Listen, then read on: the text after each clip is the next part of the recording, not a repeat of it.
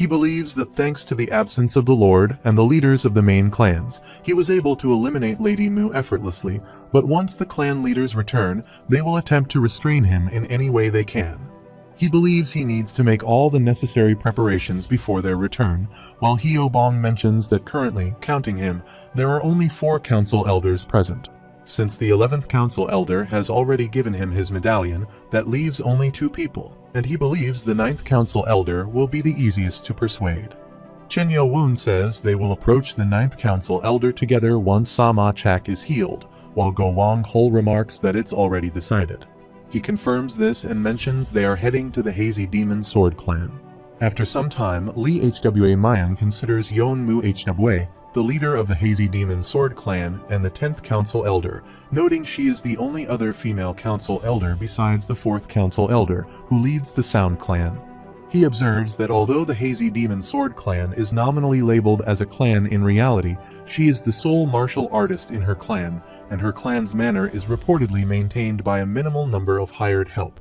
Lee Hwa Mayan remarks that within the cult, there are said to be 2 individuals even the Lord struggles with due to their peculiar personalities, the 11th Council Elder, Hwan Yui, and the 10th Council Elder, Yeon Mu Hwa. He mentions that the 10th Council Elder, in particular, rarely leaves her manor unless instructed by the Lord and does not entertain any visitors except on rare occasions. He adds that every few years, she is rumored to meet with the leaders of the Sword Clan and the Dark Clan. Chen Yo-woon inquires about the meaning of the leaders of the Sword Clan and the Dark Clan. Lee Hwa Mayan confirms this and mentions they always convene outside their castle, atop a mountain where few venture. He explains that attempts to spy on them have been futile due to the exceptional skill of the 3 council elders preventing the spies from getting close. He describes her actions as suspicious, noting her seclusion in her manor, leading the Lord to cease spying on her after 7 years. He adds that she lacks a faction or noteworthy achievements, resulting in her low rank among the council elders, although her martial prowess surpasses his own. Chen Yo-woon asks if she is stronger than him, to which he confirms, stating her strength is undeniable, yet her peculiar and stubborn personality makes it easier for him to persuade another council elder. Go Wang Hol announces that they have arrived at the Hazy Demon Sword Clan, and they all reach the location. Hyobong knocks on the door and inquires if anyone is present. The door opens, and a person asks what brings them there. Hyobong explains they are there to see the 10th Council Elder and requests if he could inform her of their arrival. The person expresses confusion, stating he is the 12th Council Elder, surprised that such a young-looking individual, who appears to be around 20, holds such a position. Chen Yo-woon looks at him and discerns his thoughts with annoyance. Then he presents his badge, indicating his rank as the 12th Council Elder. The individual assures he will inform her promptly and quickly retreats inside. Upon returning, he apologizes for the inquiry, but asks if the Lord sent him. Chen Yo-woon denies this, prompting the individual to express regret, stating their clan leader has decided not to meet him unless it is at the Lord's directive. He considers that he had expected her to at least reveal herself, realizing her obstinacy. He realizes he needs a different approach, contemplating provoking her as a martial artist. He channels his Kai powers and throws the individual to the ground.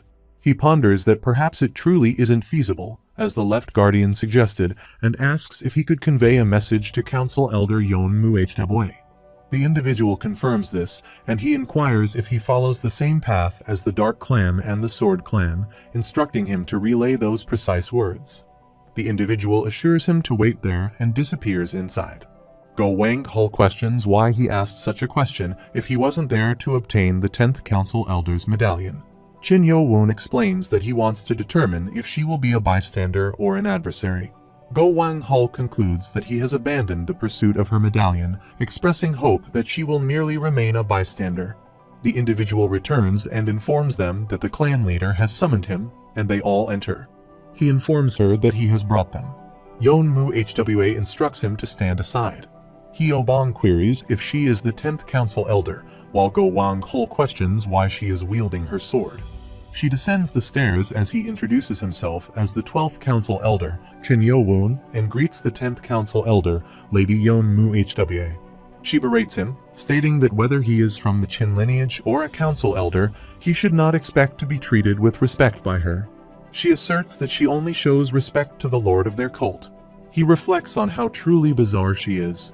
She questions what he means by the same path, and how dare he compare her clan to those shameless traitors, declaring her intention to teach him a lesson today. Moon Jae warns Chin Yo-woon to be careful while Yeon-mu Hwa rushes to attack him. He observes that her sword technique is unique and quickly draws his own sword to block her attack. She wonders what this is as he blocks her attack and pushes her back. She questions his identity and how he nullified her sword technique. He responds that he would like to ask the same questions about how he learned that sword technique. She wonders if he knows her sword technique, finding it unbelievable, and asks what he means, stating that it is a sword technique of her clan. He retorts that she is claiming the sword technique belongs to the Hazy Demon Sword Clan, and remarks that no one informed him that the Sword Demon had a disciple. Go Wang Hall and Hyo Bong inquire about the meaning of the Sword Demon, with Go Wang Hall questioning what sword technique prompted him to make such a statement. He asserts that it is the true demon sword, while Hyo Bong inquires whether the remarkable technique just witnessed is indeed the true demon sword. Moon Jae questions the technique purported to rival the heavenly demonic sword technique, while Go Wang Hall ponders that the technique is assumed to have been lost 500 years ago. Yet the liege effortlessly nullifies it with a single strike. She queries whether he is a messenger sent by an unknown entity. Chin Yo-woon inquires about the meaning behind no name. Yeon-mu Hwa wonders if he is unaware, and she surmises that the individual in question wouldn't likely impart martial arts knowledge to someone unrelated to the Sword Clan. However, she questions how he could possess knowledge of the true demon sword. She believes the earlier nullification shouldn't have been achievable without a thorough knowledge of the true demon sword. He contemplates that the council elder Yeon-mu Hwa appears to be unaware of the secret book of the demon sword and states his intention to inquire again about how she acquired that sword technique. She responds that the true demon sword is a technique exclusive to the Sword Clan. Thus, he should be the one questioned about his knowledge. He asserts that the true demon sword is a technique of the Sword Demon, implying he is not mistaken, and declares that he is not affiliated with the Sword Clan either. She challenges his audacity in making such claims and accuses him of harboring a death wish. Meanwhile, she rushes to attack him, declaring her intent to force him to divulge the information. He considers that she ought to be aware that the true demon sword is ineffective against him, pondering where she derives such bold confidence from as she launches her assault. He calmly blocks her attacks while she continues to assail him with various techniques. He reflects that this is unlike the true demon sword he is familiar with, suspecting that its weaknesses have been addressed. She challenges him to see how long he can defend himself. Swiftly, she seizes another sword and launches a rapid attack. She concludes that her adversary must have indeed learned the true demon sword, prompting him to counterattack as she leaps back. She realizes that she had intended to reserve this technique for other adversaries. He contemplates the possibility of her mastering that particular form as she prepares to attack again, blocking her assault once more. He acknowledges her proficiency with a smile. Meanwhile, she rushes to attack him, declaring her intent to force him to divulge the information. He considers that she ought to be aware that the true demon sword is ineffective against him, pondering where she derives such bold confidence from as she launches her assault. He calmly blocks her attacks while she continues to assail him with various techniques. He reflects that this is unlike the true demon sword he is familiar with, suspecting that its weaknesses have been addressed. She challenges him to see how long he can defend himself. Swiftly, she seizes another sword and launches a rapid attack. She concludes that her adversary must have indeed learned the true demon sword, prompting him to counterattack as she leaps back. She realizes that she had intended to reserve this technique for other adversaries. He contemplates the possibility of her mastering that particular form as she prepares to attack again, blocking her assault once more. He acknowledges her proficiency with a smile. Chin Yo-woon is now inquiring how he could disclose his acquisition of these techniques. She responds that she cannot unless he wishes for her to pay the price for losing, offering her arm as a token. He contemplates her stubbornness and her potential connection to the elusive figure known as No Name, pondering his next move. Deciding to change the subject, he redirects the conversation, expressing his interest in determining her affiliations with either the Sword Clan or the Dark Clan. She questions the nature of this relationship. He explains that he and they cannot coexist peacefully. She then asks if he is the seventh young master of the cult. Surprised by her knowledge, he acknowledges it, noting that he was a topic of discussion in Elder Council meetings when he was born. She realizes he posed the question to ascertain her connections with the two clans and recognizes her misinterpretation due to her impulsive nature. Admitting to a connection, albeit an ill-fated one, she rises and walks away. She reflects on events from 500 years ago when the Sword Demon had three potential disciples: Mu Jai Rang, Yon Hong Su, and Kyung-chin. Due to the Sword Demon's unwavering loyalty to the heavenly demonic cult, she surmises that he intended to select only the most exceptional candidate among the three to become the Demon Sword clan's disciple. This decision stemmed from the tradition within the Demon Sword clan of passing down techniques to a single individual. The remaining two were to serve as bodyguards for Chinmu Hwa, the Lord at that time. However, she notes that Kyung-chin and Mu Jai Rang, both displaying considerable talent and promise, grew ambitious and conspired to marry the Lord with the support of various mid-sized clans. She reflects that the Sword Demon, incensed and disillusioned by their actions, renounced all three disciple candidates, believing that his own prestige had corrupted them, leading them astray with wrongful ambitions. She explains that due to the actions of those two individuals, her ancestor, Yon Hong Su, became entangled in conflict while striving to preserve the lineage of the Demon Sword clan. Despite being expelled, he remained loyal to the Sword Demon. She continues, stating that since the Sword Demon had not taken an official disciple before his passing, the lineage of the Demon Sword clan ceased to exist. Subsequently, her ancestor established a second Demon Sword clan after declaring himself as the Sword Demon's successor. However, due to his expulsion, he failed to gain recognition from the Council of Elders. She notes that despite this, the Council recognized the Sword Clan, founded by Kyung-chin, and the Dark Clan, founded by Mu Jai Rang, as the legitimate successors of the Demon Sword Clan, overlooking her ancestor's claim. She recounts how her ancestor vehemently protested, expressing his refusal to accept the situation. As a result, he was imprisoned for 10 years for insulting individuals who had become family members of the Lord. Upon his release, she explains, the two clans had amassed too much power for him to challenge.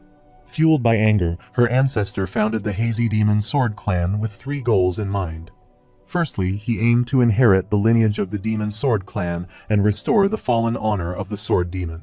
Secondly, he sought to completely revive the Sword Demon's technique, known as the True Demon Sword. Reflecting on this, he finds it peculiar. While the restoration of the True Demon Sword over 500 years could be conceivable, it doesn't explain how she would possess knowledge of the 24 demon swords, which were created after battling the Blade God and analyzing the destructive sword technique. She states that the third wish is loyalty to the Lord and the cult, aligning with the Sword Demon's desire to rid the cult of undesirable elements like the Dark Clan and Sword Clan. He reflects on what the Left Guardian had conveyed to him, noting that the Sword Demon's disciple candidates were merely ambitious troublemakers. He finds it remarkable that one of them sought to fulfill the Sword Demon's will and even succeeded in passing it down to their descendants. He expresses surprise at the enduring loyalty spanning 5 centuries, concluding that the Hazy Demon Sword clan is indeed the true lineage of the Demon Sword clan. She reflects on the unexpected revelation of their clan's aspirations, pondering how deeply moved her father or ancestor would have been upon hearing this.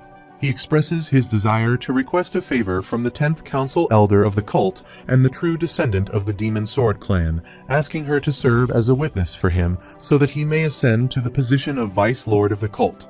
He assures her that if she agrees to be his witness, he promises that the 6 major clans will no longer exert control over the cult. Chin Yo-won requests approval for her candidacy as heir to the throne. If she agrees, he promises her that none of the 6 major clans will ever dominate the clan again. Yeon-mu Hwa questions his confidence, remarking that if it were as simple as he suggests, they would have accomplished it long ago.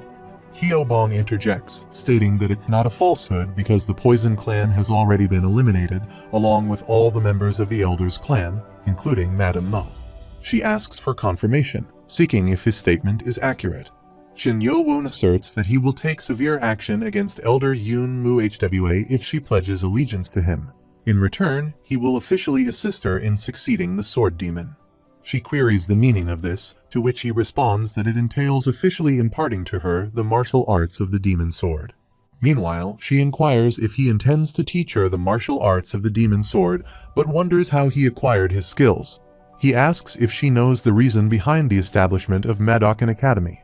explaining that its true purpose was to seek out the descendant of the sword demon. He reveals that those who pass the 6th level examination are arranged to receive a secret book containing all the martial arts of the demon sword. She acknowledges that the sword demon orchestrated this. He suggests it would be more beneficial for her to witness it firsthand rather than rely on his words, and then he departs. He begins to demonstrate demon sword skills while she realizes this is the true sword skill of a sword demon, and he continues to practice, showcasing his techniques. He also utilizes the Formation 24 Demon Swords technique, prompting Go Wang Hul to comment that it is much more powerful than the previous sword skill. She realizes that it truly is the Formation 24 demonic sword technique and concludes that it holds the solution to her inner struggles. She reflects on how, despite her efforts, certain feelings remained elusive until now, when the true essence of the demon sword becomes apparent. She begins to meditate. Surprisingly, they all observe her, with Go Wang Hul noting that she has united the 5 Kai. Qin Yo-woon believes that enlightenment has reached its peak, recalling his own experience with this process. Suddenly, someone throws a needle toward her. Hyo-bong catches it and identifies it as a poison needle. Go Wang Hul notices the assailant and rushes to apprehend him, successfully capturing him. The assailant warns against futile resistance. Meanwhile, another figure emerges, and Qin Yo-woon realizes there is another person present. Unfortunately, the individual succumbs to poison and dies before he can react. He checks the body and realizes the severity of the situation, recognizing it as a significant problem. Qin Yo-woon apprehends the other person and notices something amiss with their mouth as they begin to bleed. He orders his subordinates to stand guard around them, forming a circle. Extracting the teeth, Qin Yo-woon reveals a poison bite attached to the molars, questioning if the individual attempted suicide. Demanding answers, he threatens to release the pressure point and asks who sent them. The person hesitates, unable to divulge the information, while pondering how to break the blood dot seal. Qin Yo-woon, recognizing the person as a spy, attempts to force their mouth to open, but they resist his efforts. Threatening to break their bones one by one, he instructs them to indicate a change of heart by moving their eyes up and down. However, believing the spy will remain steadfast, he receives no response. The spy calls for help while Yeonmu Hwa continues meditating, emitting a glow from her body, with Hyo-bong and Moon Jae-yu vigilantly guarding her.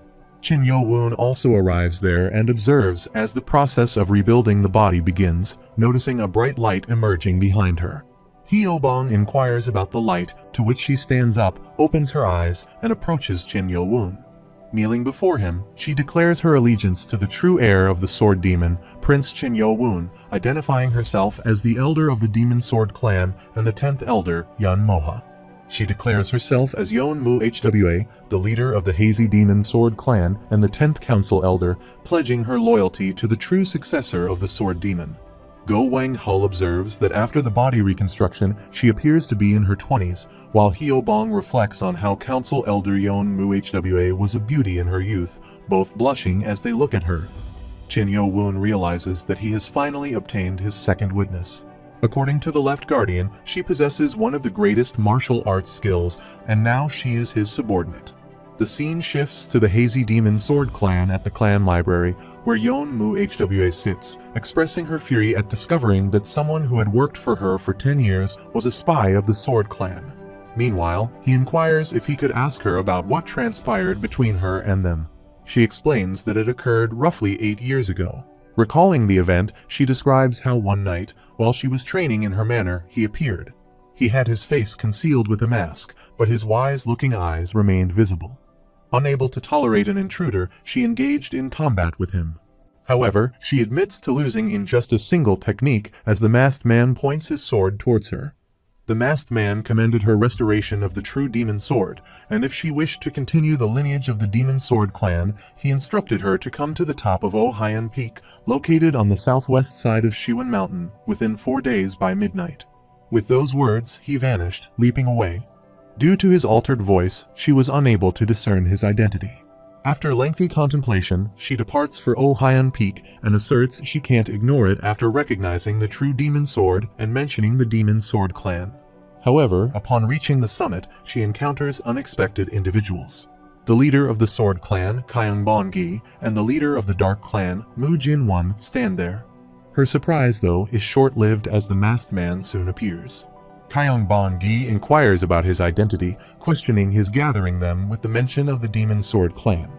The masked man retorts they don't need to know who he is, while Mu Jin-won asks what they should call him.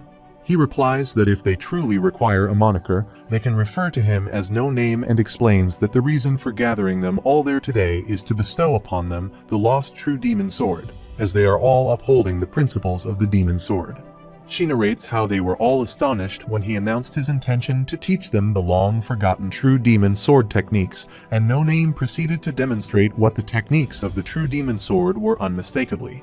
She asserts that with power rivaling that of the Lord's heavenly daimonic sword techniques, they had no choice but to recognize them as genuine.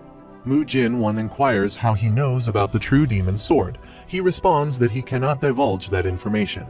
Mu Jin-won then queries the purpose behind his efforts to teach them this. The masked man explains that he believes it is only fitting for him to pass on the knowledge to those who embrace the will and principles left behind by the Demon Sword. Yeon Muv Hwa asserts that he refuses to accept this and mentions that Kyung-chin and Muju Rang were expelled for disappointing the Sword Demon, stating that the descendants of those two have no right to learn the true Demon Sword. Kyung-Bo-gi questions how she dares to slander their ancestors, while Mu Jin-won asks if she is provoking a confrontation. She responds by dismissing their reactions, asking if anything she said was incorrect. The masked man unsheathes his sword, instructing them to cease their argument, and states that passing on the knowledge of the Sword Demon is not his sole intention as he demonstrates his swordsmanship. Mu Jin-won contemplates the nature of the sword technique, while the masked man reveals that the technique is called 24 Demon Swords and is the final technique left behind by the Sword Demon. The masked man declares that he will impart the teachings of the true Demon Sword today, and 3 years later, to the one who has mastered it most proficiently, he will teach the 24 Demon Swords technique. Returning to the present, she recounts how she trained diligently to ensure that the final teachings of the Sword Demon wouldn't be lost to them. She admits that she had believed she alone could master it perfectly, but she was mistaken. The Kai fundamentals of both the Sword Clan and the Dark Clan are also rooted in those of the Demon Sword Clan. She reveals that they returned to Ohion Peak 3 years later, having flawlessly mastered the true Demon Sword. She speculates that No Name must have been indecisive about who was superior, as he offered them another opportunity, extending it to 2 years this time. She recounts how he had stated that he would teach the 24 Demon Swords technique to the individual who addressed the weaknesses of the true Demon Sword. In response, she secluded herself from training, dedicating herself to it as if her life depended on it. Chin Yo-woon reflects on how that was the true Demon Sword she had demonstrated. She reiterates that competition is indeed formidable, especially considering that the leaders of the Dark Clan and the Sword Clan are among the foremost martial arts masters in the cult.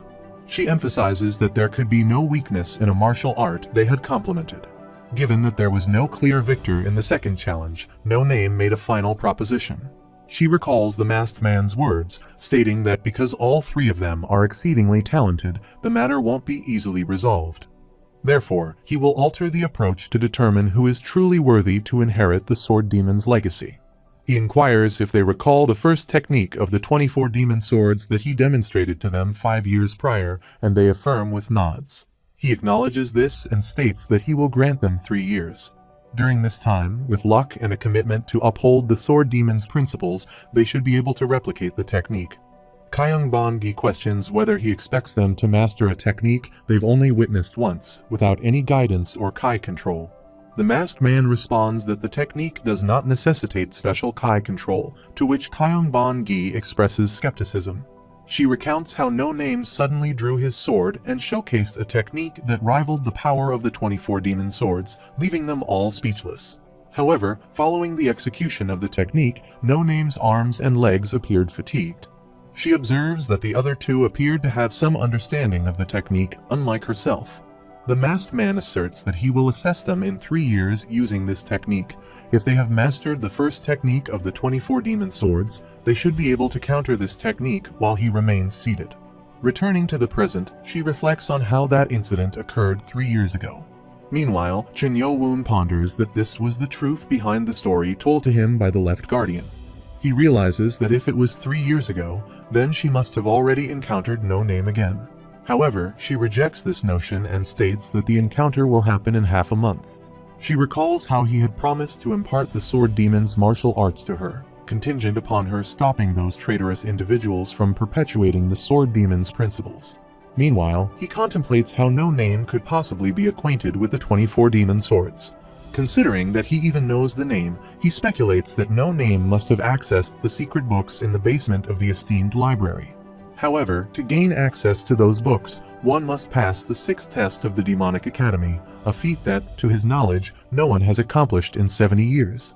This raises the question, who exactly is No Name, and what could be the technique that can be countered by the 24 demon swords? He then inquires whether she still recalls the technique No Name performed 3 years ago.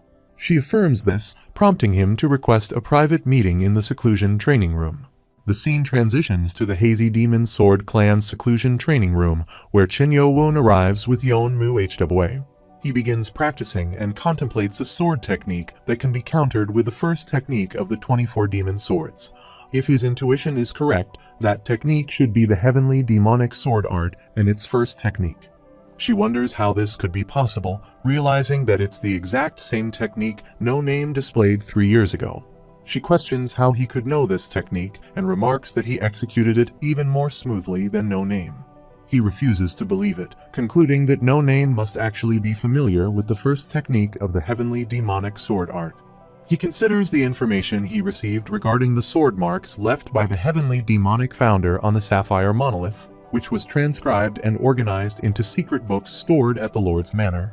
He wonders if this means that the Lord is the identity of No Name, but he dismisses the idea, realizing that it doesn't explain how No Name mastered the 24 demon swords.